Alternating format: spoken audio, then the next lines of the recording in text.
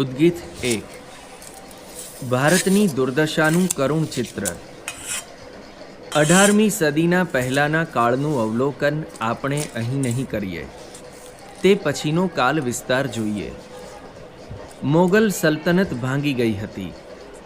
અહમદ શાહ પછી આલમગીર બીજાનો કેવળ 5 વર્ષનો સમય મોગલ શહેનશાહની પૂરી દુર્દશાનો હતો।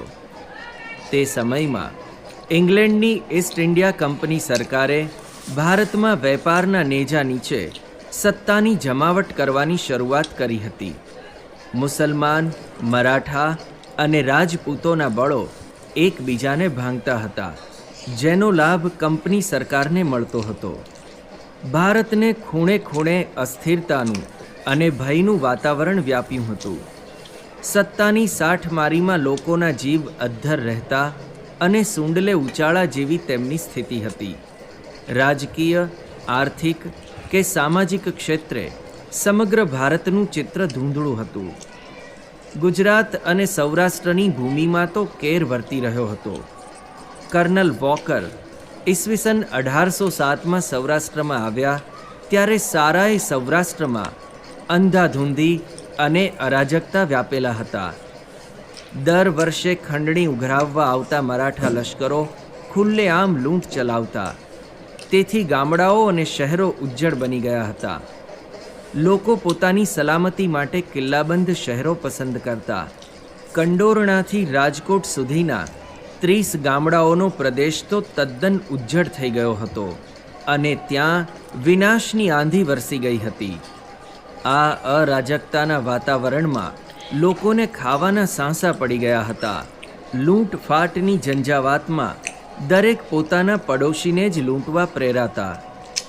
18મી સદીમાં મુસલમાન રાજ્યની પડતી થતાં સૌરાષ્ટ્રની ભૂમિને મરાઠાના લશ્કરે ખૂંદી નાખી હતી અને બહારથી આવતા આ ધાડા તેમજ અંદરની લડાઈઓથી સૌરાષ્ટ્રની રસાળ ધરતી લોહિયાળ બની ગઈ હતી। અંદરની લડાયક કોમોએ પણ શાંતિને ફગાવી દઈ સૌરાષ્ટ્રમાં અશાંતિના ઓળા પાથરી દીધા હતા। છતાં એ ધરતીની ફળદ્રુપતા વધતી જતી હતી। તેથી દખ્ખણની પથરાળ ભૂમિના ધાડા પોતાના દેશમાં જે ન મળતું તે અહીં લૂંટવા આવતા। ગુજરાતમાં પણ ગાયકવાડ અને પેશવાના અંદરના ઝઘડાને કારણે અરાજકતા વ્યાપી ગઈ હતી। મરાઠાઓની સત્તાનો દોર ઢીલો પડતો હતો।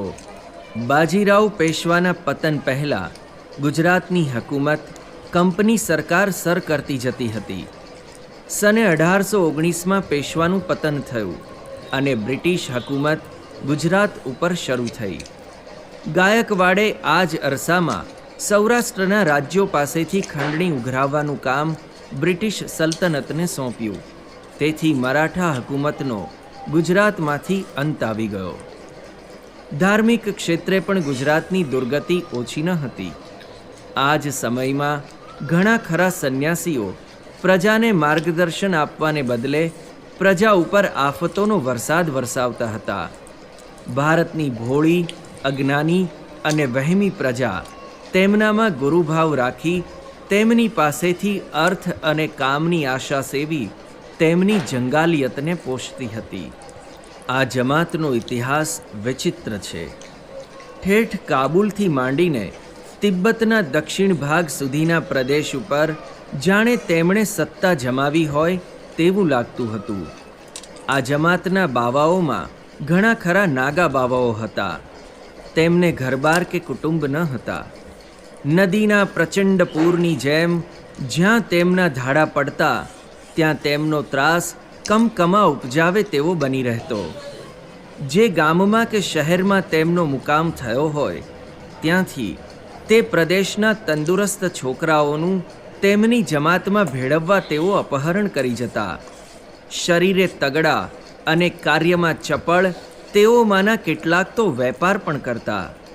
જાત્રા કરવાને બહાને તેઓ નીકળતા એટલે લોકો તેમના પ્રત્યે માનથી જોતા।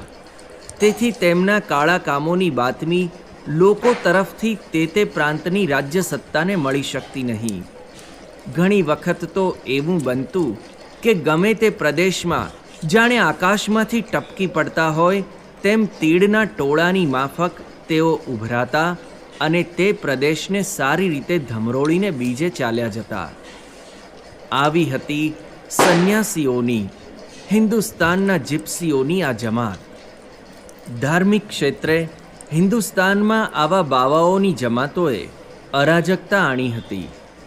તાંત્રિકો અને માંત્રિકોનું જોર ઘણું હતું. માંસ ભક્ષણ, મદ્યપાન અને વ્યભિચારમાં પંડિતોનું પોષણ થતું. વૈદિક ધર્મને નામે જે કાંઈ આચરવામાં આવતું તે ધર્મને નામે ધૂર્તવાદને અનુકૂળ થાય તેવું હતું. ભગવાન વેદવ્યાસના યુગમાં તો ભક્તિના પુત્રો જ્ઞાન અને વૈરાગ્ય વૃદ્ધત્વને પામ્યા હતા, જ્યારે આ યુગમાં તો જ્ઞાન, વૈરાગ્ય કે ભક્તિનું અસ્તિત્વ જ નામશેષ રહેવા પામ્યું હતું. ઇન્સાન મિટા દુંગાની ભાવનાનો અતિ વિપરીત કાળ આ સમયમાં પ્રવર્તતો હતો. સર્વત્ર જાણે પોપાબાઈનું રાજ્ય હોય તેવી દુર્દશા ફેલાઈ હતી.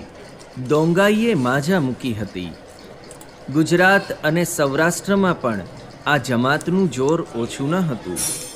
વૈદિક ધર્મના તમામ નિયમોને અવગણીને મદ્ય, માંસ અને મૈથુનમાં સૌ આસક્ત બની ગયા હતા.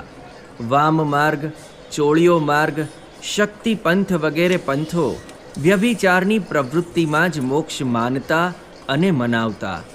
ગુજરાતમાં મુખ્યત્વે શૈવ, વૈષ્ણવ, જૈન અને શાક્ત એ સંપ્રદાયો જોરમાં પ્રચલિત હતા. પરંતુ સમય અને સંયોગને બળે શાક્ત મત વધારે પ્રસરતો હતો. તેનું મુખ્ય કારણ એ હતું કે સમાજની નૈતિક અધોગતિ આગળ જણાવ્યા પ્રમાણે બહુ જ હતી. વળી ગુજરાતમાં પેશવાના સૂબા જેવા પણ શાક્ત હતા. આથી એ મતને નામે દુરાચરણોને ખૂબ વેગ મળતો હતો. તે એટલે સુધી કે મોટે ભાગે ઉપરથી શૈવ, વૈષ્ણવ કે જૈન જણાતા છતાં અંદરથી લોકો શાક્ત આચારોને અનુસરતા થઈ ગયા હતા. આ અરસામાં મહેમદાવાદમાં એક બ્રાહ્મણના ઘરમાંથી મહાજને 60 મણ માંસ કઢાવ્યું હતું, જે તેમણે પ્રીતિ ભોજન માટે તૈયાર કરાવ્યું હતું. આ એક જ દ્રષ્ટાંત વસ્તુ સ્થિતિનું સ્વરૂપ સમજવાને બસ થશે. સદ્ગુરુ નિષ્કુળાનંદ સ્વામી તે સમયના ભારતના ધાર્મિક અને નૈતિક અધઃપતનનું વર્ણન કરતા લખે છે, ચારે વર્ણને ચારે આશ્રમ તેણે ત્યાગી દીધા નિજ ધર્મ, અસત્ય ગુરુએ અવળું બતાવી દીધો અધર્મ ધર્મ ઠરાવી. રાજા ઉન્મત્ત થઈ અપાર કર્યો સત્ય ધર્મનો સંહાર. આપે પાપ કરે અણલેખે તેમ પ્રજા કરે દેખા દેખે. નર નારી નિયમમાં નથી કહીએ તેની ભૂંડાઈ શું કથી. રાજા પ્રજા તજી સત્ય રીતિ આપ સ્વાર્થે કરે છે અનીતિ. ત્યાગી ગૃહી તજી નિજ ધર્મ વિષય સારું કરે છે વિકર્મ.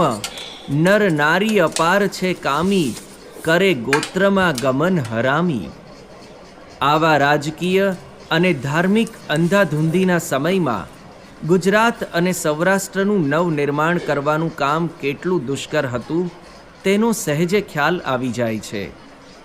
શ્રી સહજાનંદ સ્વામીનું મુખ્ય કાર્યક્ષેત્ર આ કપરો પ્રદેશ હતું. ઉત્તર પ્રદેશમાં ગોંડા જિલ્લો એ શ્રી સહજાનંદ સ્વામી મહારાજનું જન્મથી પૌગંડાવસ્થા સુધીનું કાર્યક્ષેત્ર હતું. તેથી તે પ્રદેશનું આછું ચિત્ર પણ સમજવું જરૂરી છે. ઉત્તર પ્રદેશમાં ગોરખપુર જિલ્લા સિવાય ગોંડા જિલ્લામાં બ્રાહ્મણોની વસ્તી વધારે હતી. તેમાંની મુખ્ય શાખા સરવરિયા બ્રાહ્મણોની હતી. તે સિવાય કનૌજી, સકલદીપી અને સંઘની શાખાઓ પણ હતી. ગોંડા જિલ્લાના બ્રાહ્મણો શુરવીરતા અને લડાયક ખમીર માટે જાણીતા હતા. તેથી ત્યાંના બિશન વંશના રાજાના લશ્કરમાં આ બ્રાહ્મણો મુખ્ય હરોળમાં હતા. આ બ્રાહ્મણો તેમના ખાનગી વ્યવસાયમાં જમીનદારો હતા અને બીજી કોઈ પણ કોમ કરતાં તેમની પાસે જમીન વિશેષ પ્રમાણમાં હતી. અયોધ્યાના મહારાજા એટલે કે તાલુકદાર જે સકલદીપી બ્રાહ્મણ હતા, તેમની પાસે અયોધ્યા જિલ્લામાં સૌથી વધુ જમીન હતી. તિવારી અને પાંડે બ્રાહ્મણો પાસે પણ પુષ્કળ જમીનો હતી. આ જમીનોના વહીવટ માટે અને એકબીજાની જમીનોનો કબજો લઈ લેવા માટે તેમનામાં અંદર પ્રપંચો થતા, ખૂનો થતા, લડાઈઓ થતી. બ્રાહ્મણોના આ લડાયક ખમીરે પરશુરામની ગાથાને વાચા આપી હતી. તે ઇતિહાસનું પુનરાવર્તન કરવા માટે જ જાણે તેઓ જન્મ્યા હોય તેમ તેમના વ્યવસાય ઉપરથી લાગતું. આ રીતે મોટામાં મોટા તાલુકદાર જો થયા હોય તો તે ગોંડાનું પાંડે કુટુંબ હતું, જેમની સમૃદ્ધિ અને સત્તા સાથે તે જિલ્લામાં કોઈ મુકાબલો કરી શકતા નહીં.